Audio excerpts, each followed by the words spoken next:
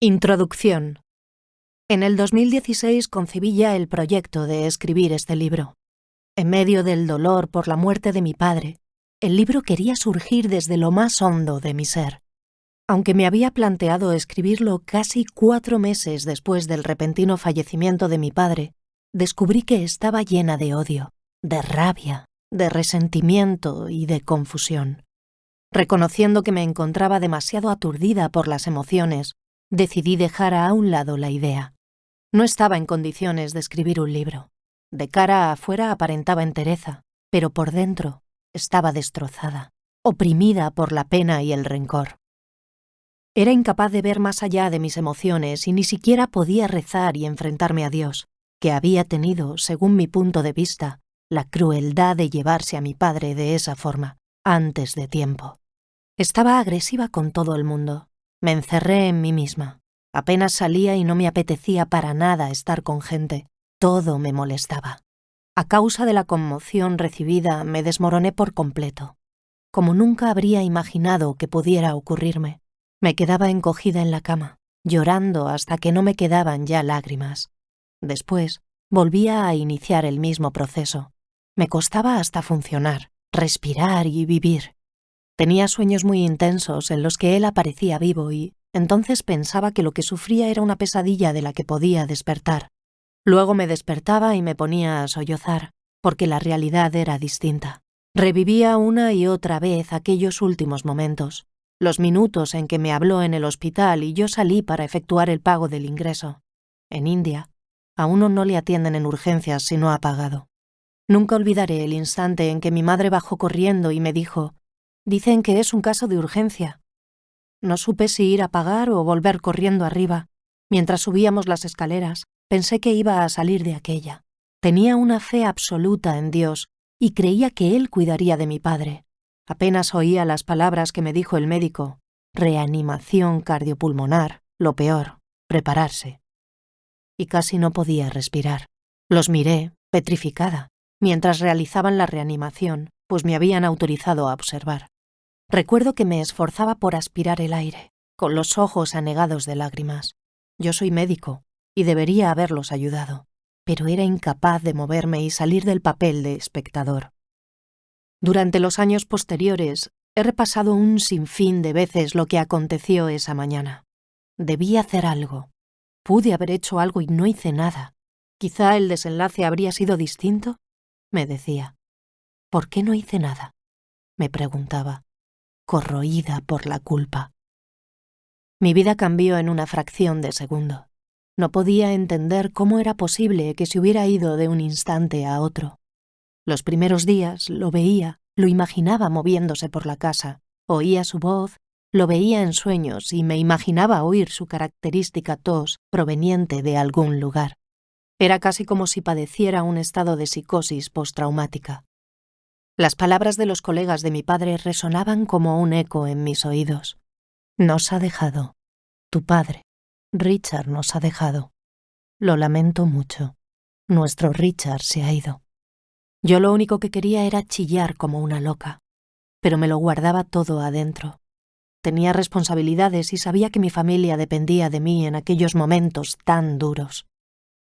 Durante los 2 años siguientes, me mantuve en un carril de avance lento, mientras el mundo seguía girando despacio. Estaba sola, sin nadie a quien recurrir. Mis familiares vivían el duelo envueltos cada cual en su propia burbuja, en un proceso de recuperación doloroso. La muerte ataca con sigilo. De repente, se presenta, lo priva a uno de su hálito de vida, y todo lo que conocía deja de existir. En un abrir y cerrar de ojos, a alguien se le acaba el tiempo. La persona que teníamos delante desaparece de golpe. Sea cual sea el marco, la muerte desgarra con violencia el entramado de nuestra vida, reduciéndola a jirones.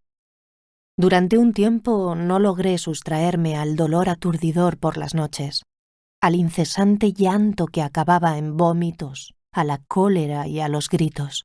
No quería ver a la gente ni oír sus explicaciones, ni responder por enésima vez a la pregunta: ¿cómo te sientes? No me preguntéis cómo me siento. Tenía ganas de contestar, porque no sentía nada, No lograba salir de ese estado de aturdimiento que se había apoderado de mí. Tenía el corazón embotado y me quería morir. Llamaba a las puertas del cielo pidiendo un alivio, pero Dios me cerraba esa puerta en la cara. Lo único que veía y oía era el silencio, como un dolor interminable que no parecía tener fin. El Señor no me daba ninguna respuesta.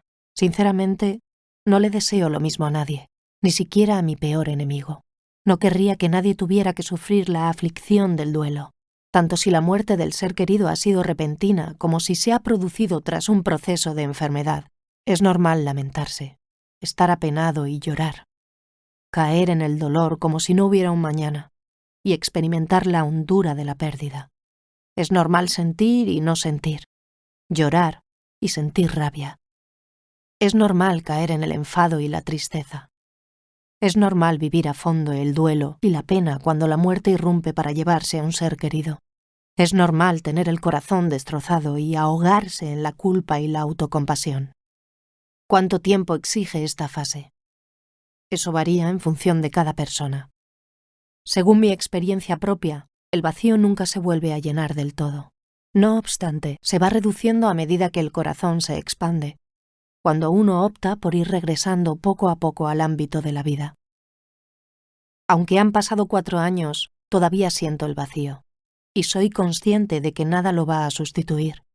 Mi corazón se ha abierto a nuevos horizontes, pero el hueco sigue ahí. Al escribir este libro, rezo para que tengas en cuenta que la vida es un regalo, y para que recurras a Jesús. Soy consciente de que yo lo hice porque no tenía a nadie más a quien recurrir. Él era, y seguirá siéndolo, la opción que siempre está al alcance de la mano. Aunque entonces lo detestara, echara pestes contra él y le echara en cara lo ocurrido, en mis oraciones mantuve la fe porque, al igual que Pedro, mi voz interior me decía: Señor, ¿a quién vamos a acudir? Tú tienes palabras de vida eterna. ¿Y a quién podía acudir yo? Todo el mundo se había ido. Jesús era lo único que tenía, y Él posee la vida eterna. Él conocía de cerca la muerte, de modo que abatí la cabeza y me quedé con Él. En su libro, Una pena en observación, el escritor C.S. Lewis dice: cuando mayor es el amor, mayor es la pena, y cuanto más fuerte sea la fe, mayor será la violencia con la que Satán embista su fortaleza. Estoy de acuerdo con él. Fueron muchas las veces en que oí susurrar al diablo: ¿ves? Seguiste la vía del Señor. ¿Y a dónde te llevó?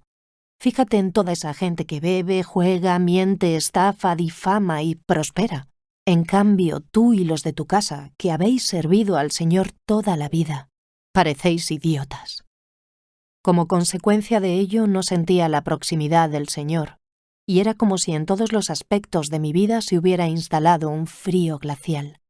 Abatida, me aferraba a la cruz, que entonces había adquirido un sentido más profundo en mi vida. Por primera vez, imploré la misericordia divina desde una nueva perspectiva. Asistía cada semana a misa, con la esperanza de poder acceder a esa vida eterna, sin darme cuenta de que a través de este tenue vínculo me nutría de él. Sea quien sea la persona a quien uno llora, el duelo es un viaje duro que hay que emprender solo a través del invierno de la propia pérdida. El paisaje será gris, el mundo perderá su color, las palabras perderán su sentido y las personas nos parecerán veleidosas.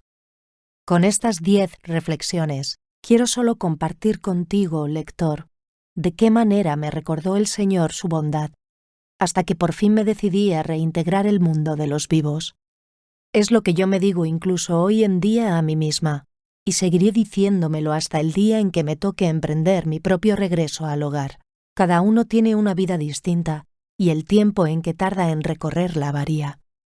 Lo único que deseo resaltar es que a través de este invierno de dolor, hay que tener presente que Dios nos conduce a alguna parte. Nos guía en un viaje que Él mismo realizó cuando sacrificó, aun siendo libre de pecado, a su propio Hijo. Si alguien comprende tu pena, es precisamente Él.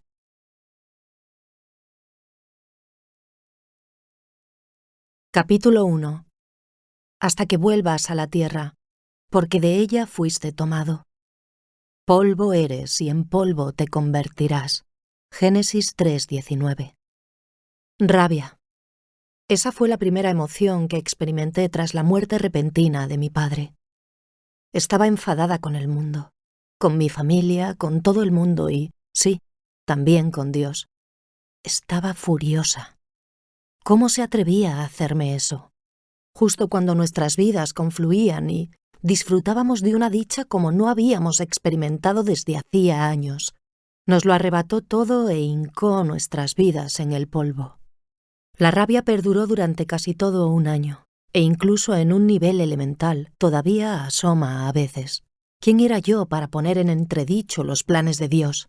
El Viernes Santo, el sacerdote de nuestra parroquia, el difunto padre Ryan, nos habló de una mujer que lloraba la muerte de su marido. Nos contó que cuando ella preguntó a Dios por qué se había llevado a su marido, Dios le dio una espectacular respuesta.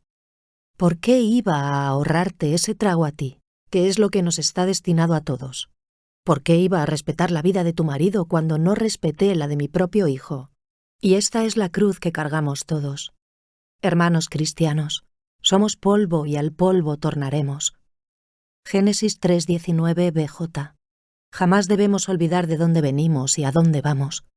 Es muy fácil quedarnos atrapados en las vacaciones, los planes de pensiones, los bonos de empresa, las casas de ensueño y otros bienes efímeros, cuando el único bien inmobiliario que al final vamos a ocupar es el espacio rectangular de 2 por 1 metros de la sepultura de un cementerio. De eso me di cuenta claramente en el entierro de mi padre. Observando el ataúd, sentí una nueva sensación de apremio con respecto a mi vida, mis relaciones y mi legado. El día antes de aquel ataque de corazón intempestivo, fuimos a misa y en la lectura presentaron la parábola del hombre que derriba sus graneros para edificar otros mayores de cara al futuro. Lucas 12:13-21, BJ. Esa lectura se quedó resonando en mi mente, como una especie de premonición de lo que iba a ocurrir. No era la primera vez que la había oído. «Necio», acusa la lectura, y yo había sido una necia.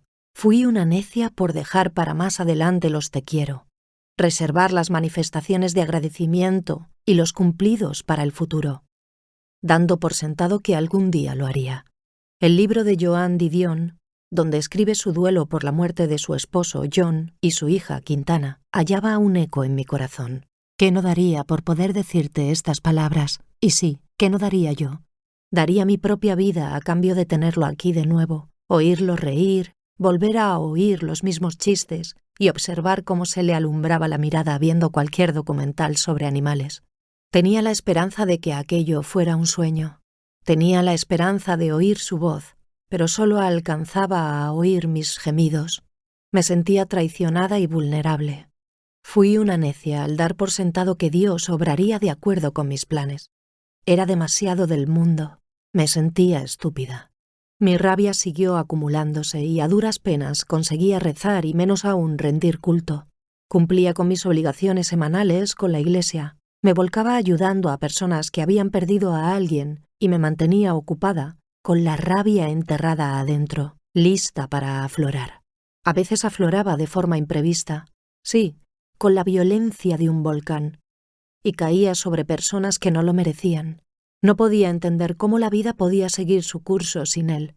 ¿Cómo podía funcionar normalmente la gente haciendo como si nada hubiera ocurrido?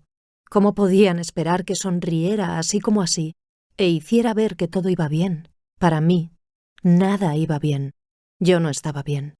Poco a poco, me fui dando cuenta de que otras personas habían padecido el dolor y la pena igual que yo. Habían perdido a sus padres y a sus seres queridos y también habían efectuado ese mismo viaje. Ellos sabían que algún día se arreglaría todo. Con toda esa rabia, era incapaz de perdonar a Dios. Le di la espalda con rencor. Renuncié a leer la Biblia y dejé de rezar el rosario a diario. Prestaba poca atención en misa.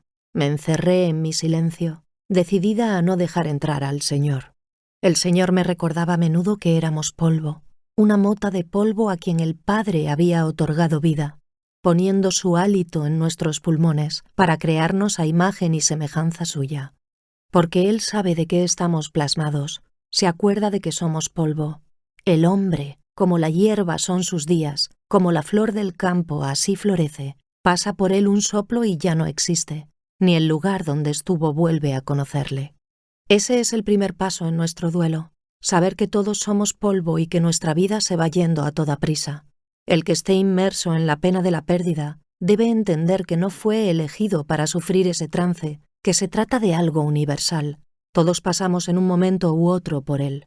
Un día dejaremos de existir, y todas esas victorias terrenales que tanto esfuerzo exigieron parecerán vanas. Eso es lo que se nos recuerda, de forma simbólica, todos los miércoles de ceniza. ¿Por qué entonces nos toma por sorpresa la muerte? ¿Por qué nos sentimos tan despojados de vida cuando fallece un ser querido? ¿Por qué nos quedamos tan petrificados y embotadas cuando ya sabíamos que podía ocurrir?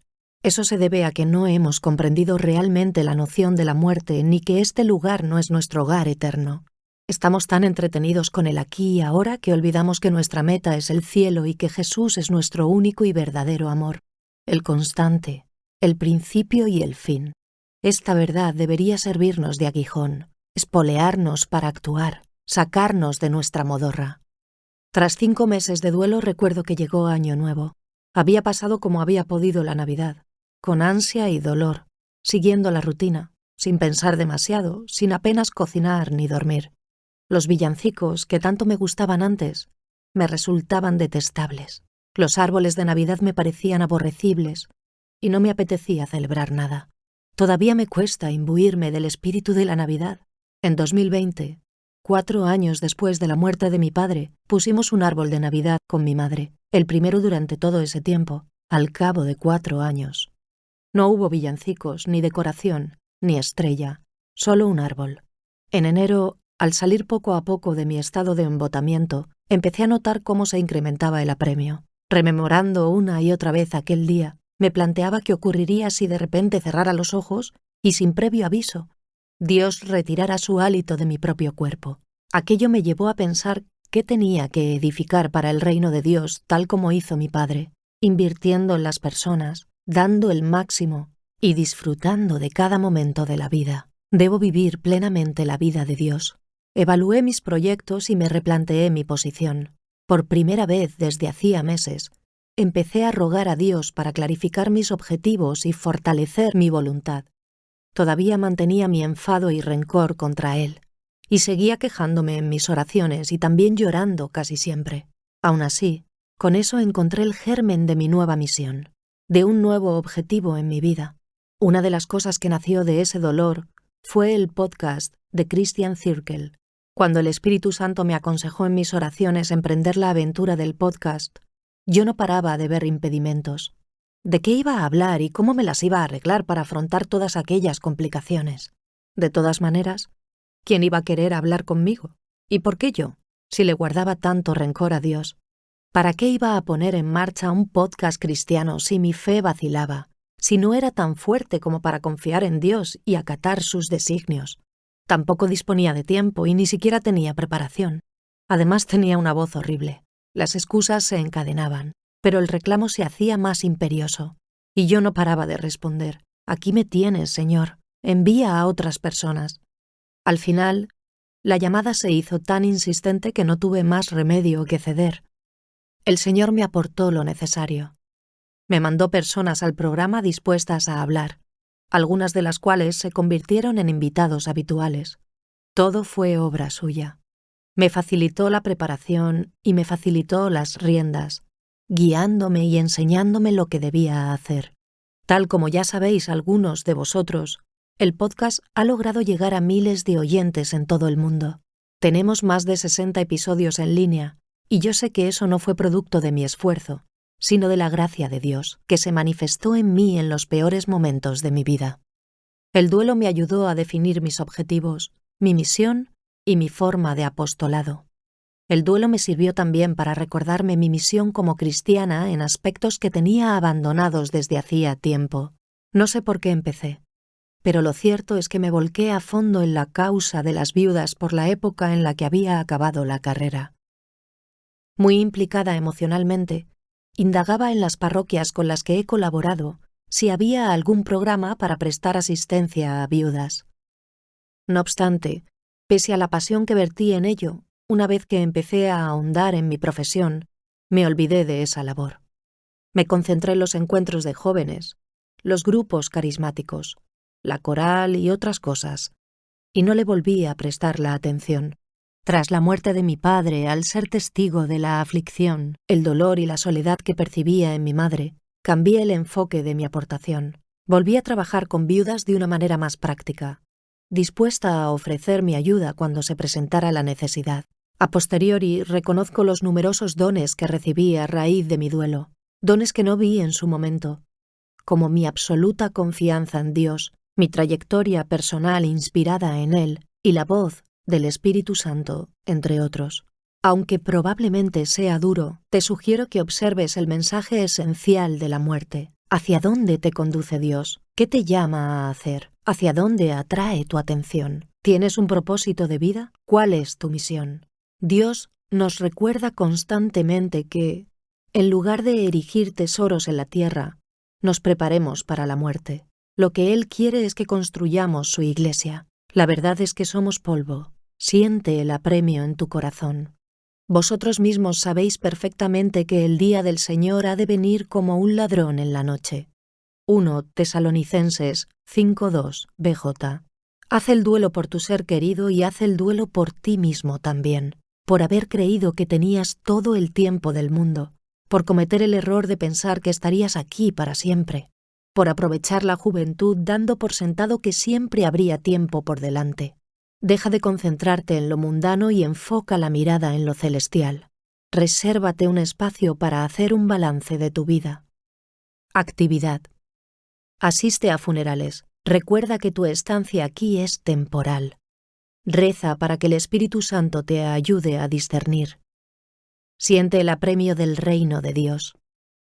Efectúa una evaluación de tus metas, tu legado, tus objetivos espirituales y planes de largo alcance. ¿Cuál es tu misión? ¿A dónde te llama Dios para que atiendas la necesidad, para que colmes los huecos y seas útil? Oración. Mi Señor Jesús, acudo a ti con el corazón destrozado, sin saber si me podré recuperar alguna vez. Me faltan las palabras y soy incapaz de rezar. Perdóname, Señor, por haber dado por sentado todo lo que tenía, cosas y personas. Siento haber creído que habría tiempo por delante. Siento haber olvidado que no estaré aquí para siempre. Este dolor es penetrante como un cuchillo, Señor. Te pido que me ayudes porque ¿a quién puedo recurrir si no? Tú eres el que posee vida eterna. En el nombre de Jesús. Amén.